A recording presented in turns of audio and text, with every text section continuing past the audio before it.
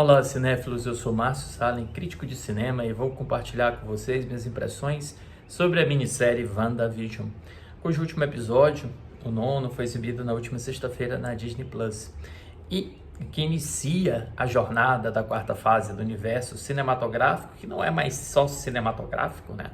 Mas o universo compartilhado da Marvel, porque agora também teremos televisão.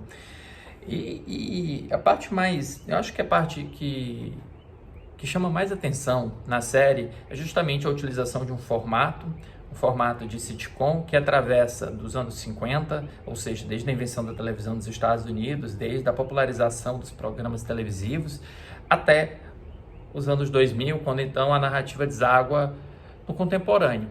Faz isso através de 6 episódios, praticamente, já que o quarto e o oitavo episódio são recapitulações de eventos passados, ou explicações sobre a trama. São, em tese, os piores episódios da minissérie, justamente porque eles puxam o freio de mão e começam a explicação. Mas, voltar ao formato. Ele utiliza esse formato de sitcom como uma justificativa dada pela narrativa, já que o sitcom é algo confortável para Wanda Maximoff tentar apagar da cabeça as memórias traumáticas de sua vida, que começa desde a perda dos pais, a perda do irmão, até agora a perda do marido, o Visão, que perdeu a joia da mente e assim foi morto. Dá para dizer que ele foi morto? Foi morto em consequência da Guerra Infinita iniciada por Thanos.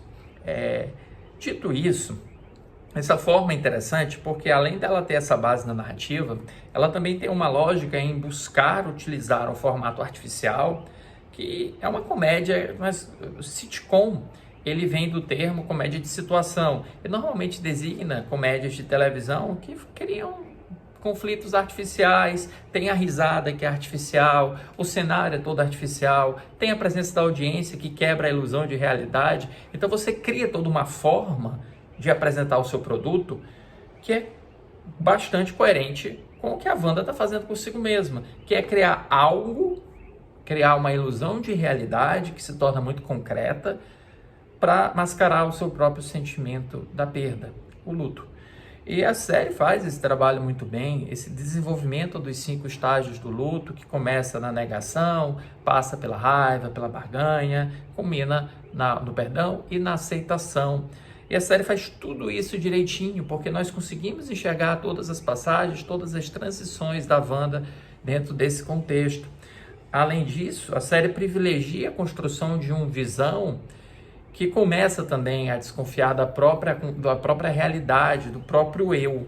Um conceito existencialista que é muito interessante se nós pensarmos que o Visão é um sintesoide, é um androide.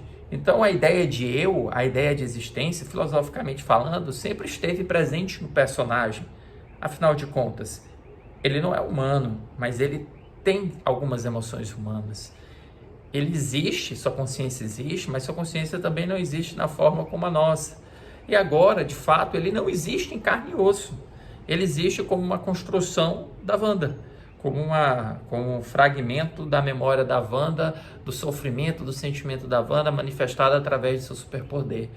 Então essa dinâmica dos dois, tanto a construção da Wanda como essa personagem que atravessa a série, realizando a perda e descobrindo que a forma com que utilizou para lidar com essa perda foi responsável pelo sofrimento de muitas pessoas. Então ela se coloca numa posição de anti-heroína, ao mesmo tempo em que nós precisamos entendê-la como humana.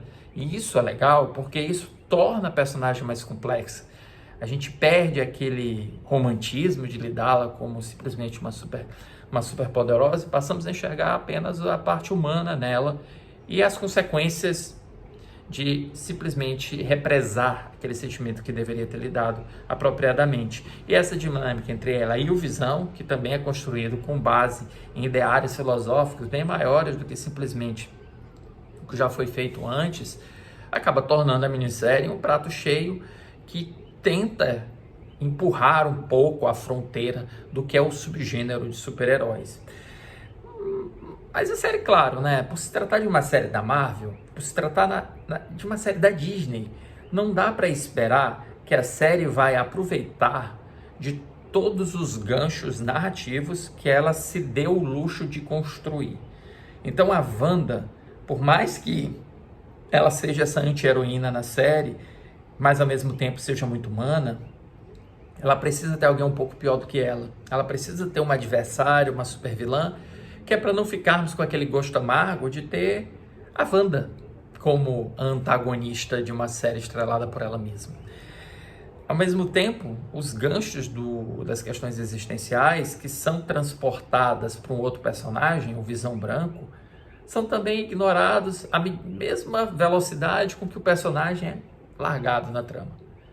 Parece mais uma deixa para episódios futuros, tornando até mitigando um pouco esse sofrimento dela, já que não é desarrazoado imaginar que o Visão Branco vai ter depois alguma relação emocional com ela, vai construir algum conflito emocional com a Wanda no desaguar, no decorrer do universo da Marvel. Então você acaba tendo que restaurar aquilo que você é, né? Você não consegue... A Marvel, ao longo de todos os seus 20 e tantos filmes, não conseguiu se desapegar dessa essência de construir filmes, que são filmes que, ainda que tragam elementos muito fortes, elementos muito complexos, resumem-se e aceitam-se como versões mais simplificadas de si mesmo.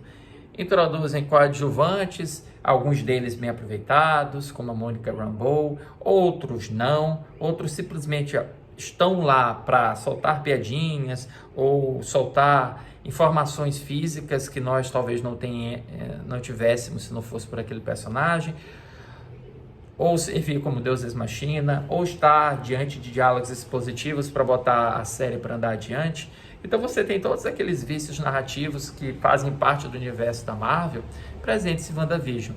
Mas por outro lado você tem sim uma série que reconhece o seu poder. E convenhamos, ao se tratar de uma minissérie, a gente tem que analisar o todo. A gente não pode simplesmente resumir pelo último episódio ou pelos episódios de explicação. Então a gente analisando o todo, a gente encontra sim que o núcleo da série na maior parte do tempo está com a cabeça na direção certa, que é justamente Wanda e Visão. E ao conjugar esses dois personagens, ao desenvolvê-los ainda mais, que já tinham sido desenvolvidos antes, ao expor questões que fazem nos pensar em relação a cada um deles e nossos sentimentos em relação a eles, a série acaba sendo vitoriosa. Eu daria 4 estrelas em 5 para ela.